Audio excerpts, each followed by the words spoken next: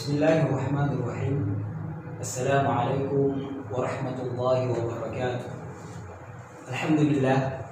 Alhamdulillahilladzi ja'ala al-Islam dinan lana wa ja'ala al-iman thabitan fi qulubina.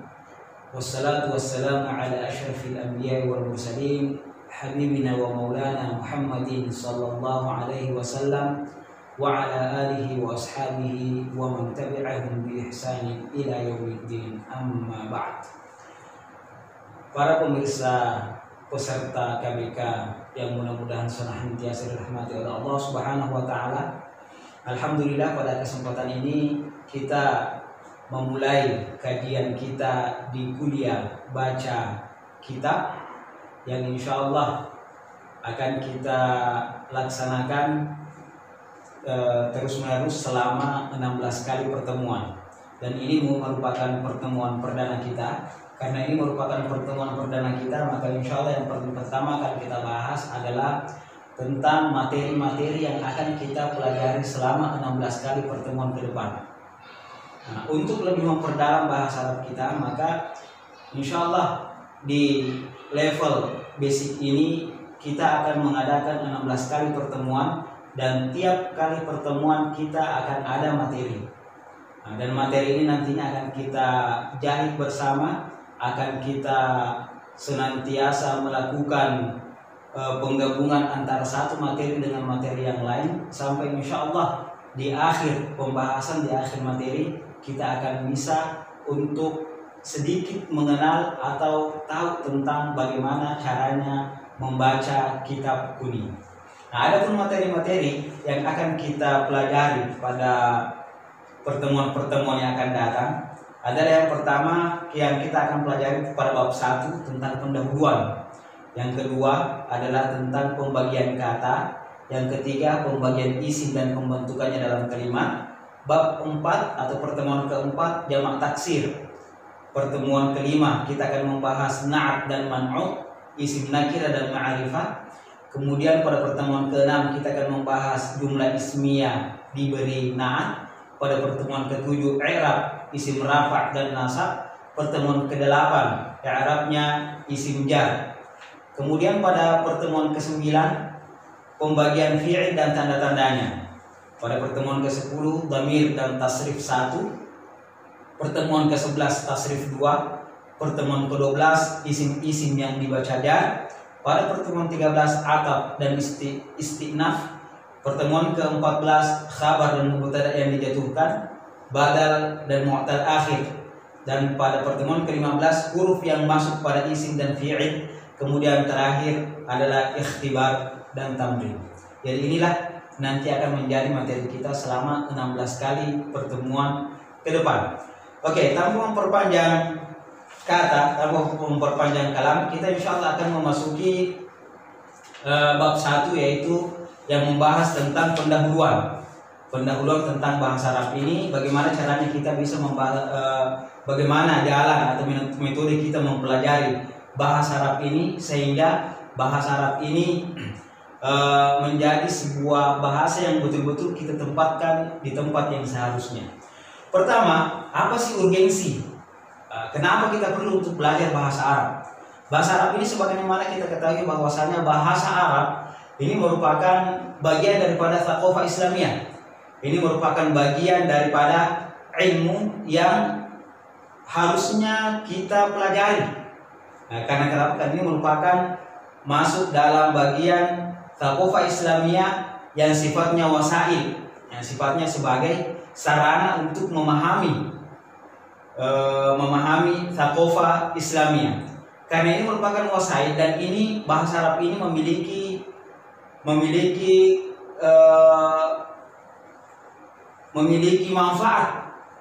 manfaat yang sangat penting. Karena kenapa? Karena bahasa Arab ini merupakan miftah, merupakan kunci di dalam mempelajari thaqafah Islamiyah, di mana kita ketahui bersama bahwasanya semua sumber-sumber thaqafah Islamiyah itu semuanya adalah menggunakan bahasa Arab. Dan kita juga dalam kehidupan keseharian kita tidak akan pernah lepas dari bahasa Arab. Ya, kita salat pakai bahasa Arab. Membaca Al-Quran isinya adalah bahasa Arab. Begitu pula dalam aktivitas keseharian kita, diantaranya banyak yang diungkapkan dengan menggunakan bahasa Arab. Nah, makanya Rasulullah SAW mengatakan ahabbu al-arab li thalathin. Cintailah katanya Arab dan bahasa Arab itu di thalathin, karena 3 hal. Yang pertama, li'anni Arabi, karena saya adalah orang Arab. Saya, maksud Rasulullah SAW adalah orang Arab. Maksudnya adalah yang bisa kita pahami di sini bahwa karena Rasulullah SAW adalah seorang utusan Allah Subhanahu Wa Taala yang datang untuk memberikan penjelasan kepada kita tentang perkara agama kita, maka karena Rasulullah SAW adalah orang Arab, maka penjelasan-penjelasan yang datang dari Rasulullah SAW tentu dan pasti adalah menggunakan bahasa Arab. Kemudian lanjutan hadis tersebut, Rasulullah SAW mengatakan wal Qur'ana Arabi, dan Al-Quran itu adalah Arab, bahasa Arab. Karena Al-Quran juga bahasa Arab, maka untuk mengetahui bahasa Arab ini, untuk mengetahui syariat kita ini, syariat Islam, itu seharusnya kita mempelajari bahasa Arab. Dan yang ketiga adalah walughatu ahlil jannah atau wakalam ahlil jannah Arabi, dan perkataan atau bahasa yang diucapkan oleh orang Arab, oleh orang penduduk surga nantinya adalah menggunakan bahasa Arab. Nah, bahasa Arab ini merupakan, kalau bisa saya katakan bahwasanya bahasa Arab ini adalah bahasa yang paling komplit di dunia ini.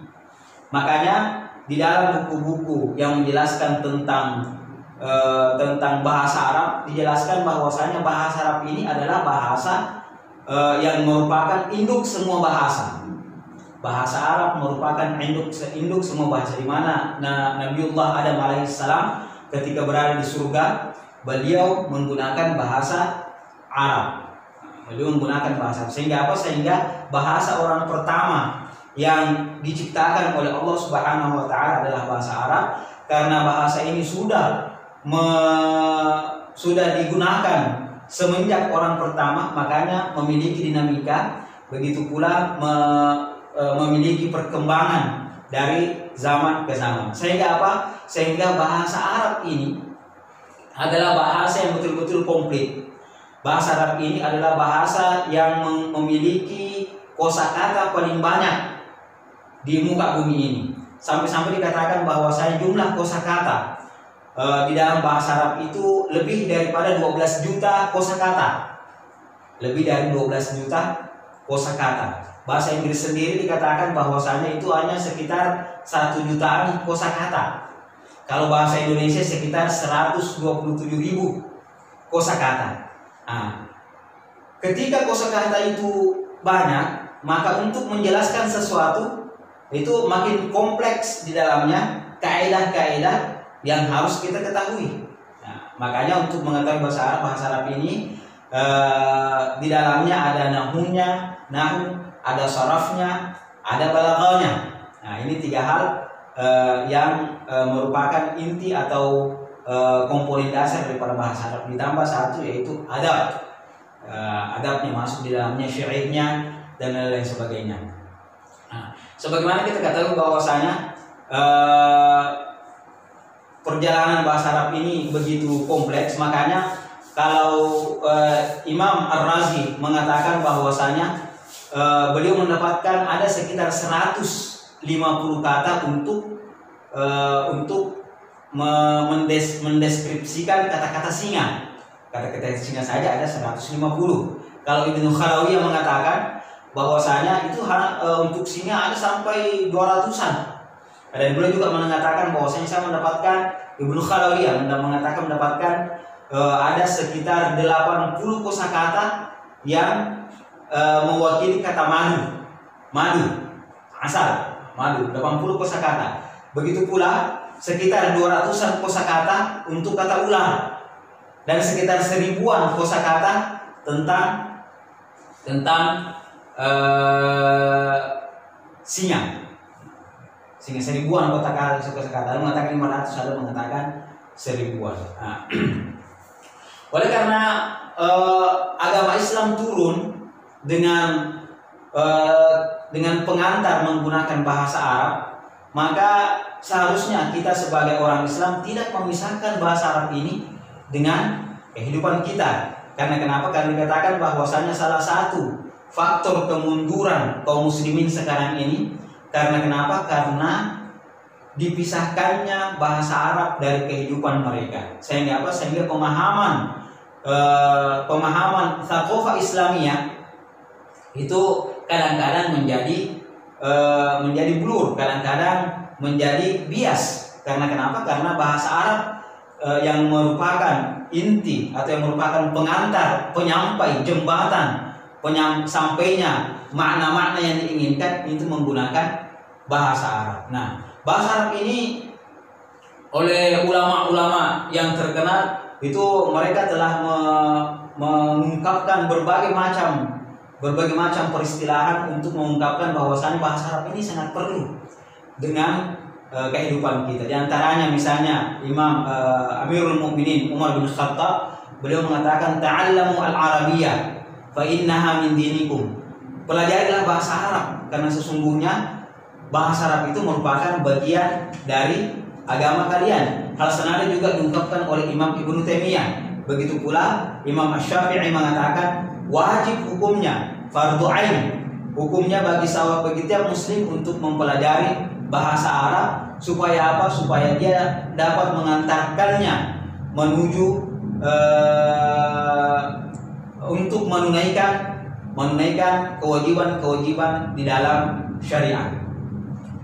Kemudian bagaimana? Apa seharusnya sikap kita sebagai seorang muslim dengan bahasa Arab ini? Seharusnya kita senantiasa mengkaitkan diri kita dengan bahasa Arab dan mempelajari bahasa Arab ini. Nah, karena kita bukanlah native speaker bahasa Arab atau kita bukanlah an-natiqu bil lughatil arabiyyah, kita bukanlah penutur asli dari bahasa Arab, maka kita perlu mengetahui tahapan-tahapan bahasa Arab itu dan maharat-maharat atau skill-skills yang harus kita punyai di dalam mempelajari bahasa Arab. Nah, karena skill atau maharat ini adalah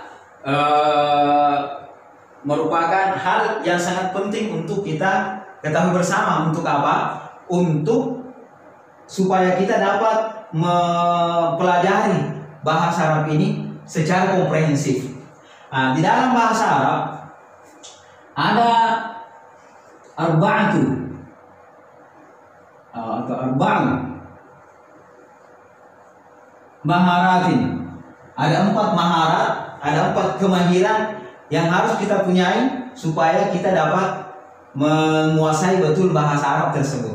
Apa itu 4 maharat ini? Yang pertama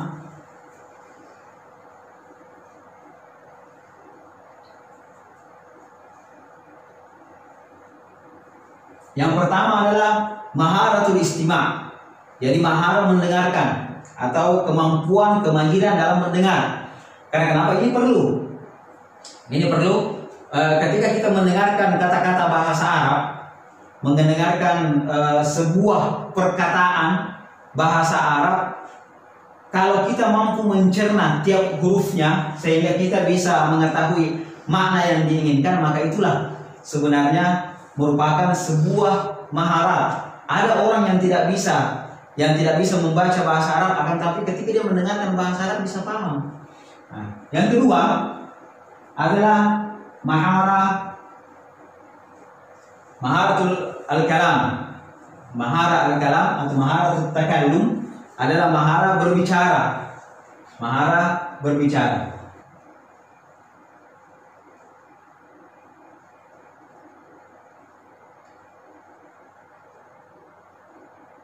Nah, seperti ininya. Jadi kita mau sampai di sini. Maharatul qiraah, kemahiran dalam membaca. Nah, yang terakhir adalah maharatul kitabah. Kalau sudah bisa membaca, maka insya Allah nantinya akan bisa menulis dengan sendirinya. Nah, jadi karena kita di KBK atau kuliah baca kitab ini, yang kita inginkan adalah bagaimana caranya membaca nas, maka kita berada di sini. Apa yang harus diperkuat? Yang harus diperkuat adalah maharatul istima' dan maharatul kalam. Ini harus senantiasa kita praktekkan dalam kehidupan keseharian kita. Harus senantiasa kita latih mahara ini, mahara yang pertama dan kedua. Nah, orang Arab ketika mempelajari bahasa Arab pertama dan kedua itu tidak dipelajari.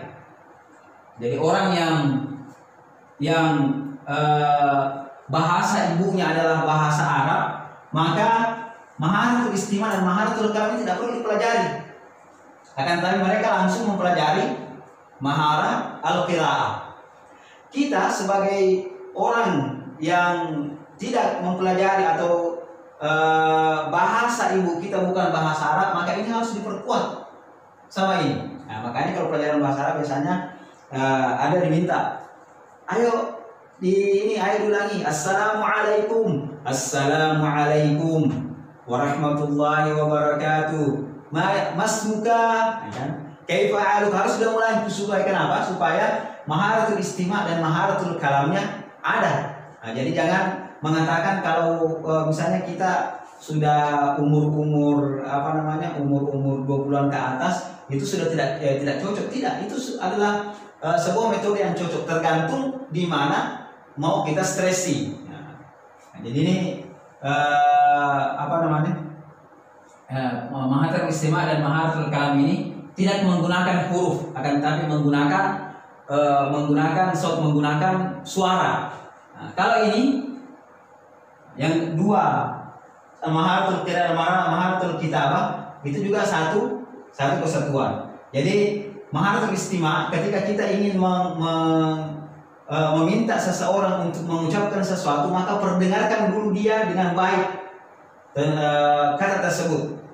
Perdengarkan dulu dia dengan baik tentang kata tersebut, kemudian bisa diucapkan. Nah, kalau tidak bagus cara pengucapannya tidak bagus, cara pendengarnya tidak bagus, maka cara pengucapan juga biasanya tidak bagus. Nah, makanya kan orang yang tidak bisa mendengar biasanya apa? Orang yang tidak biasa, yang tidak mendengar itu juga biasanya tidak bisa bercakap. Nah, kemudian dari keempat maharat ini didukung dengan anasirul lughah atau unsur-unsur bahasa. Unsur-unsur bahasa itu ada 3. Yang pertama, unsur bahasa adalah al-aswat, suara-suara. Yang kedua adalah al-alfaz, dan yang ketiga adalah tarakibul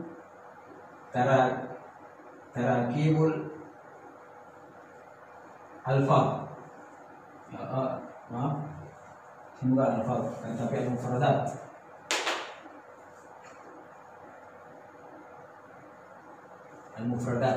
Ini merupakan unsur bahasa. Artinya apa?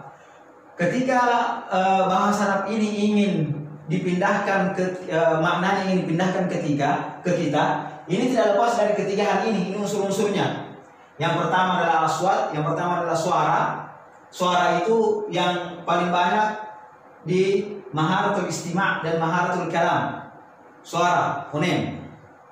Begitu pula kalau masuk qiraah dan kitabah, itu kita berkutat di al-mufradat dan tarakibul alfaz. Makanya kita untuk mempelajari misalnya nantinya bahasa Arab, 2 hal ini yang akan senantiasa kita pelajari. Yang ini sudah tidak stresinya tidak terlalu ke sana.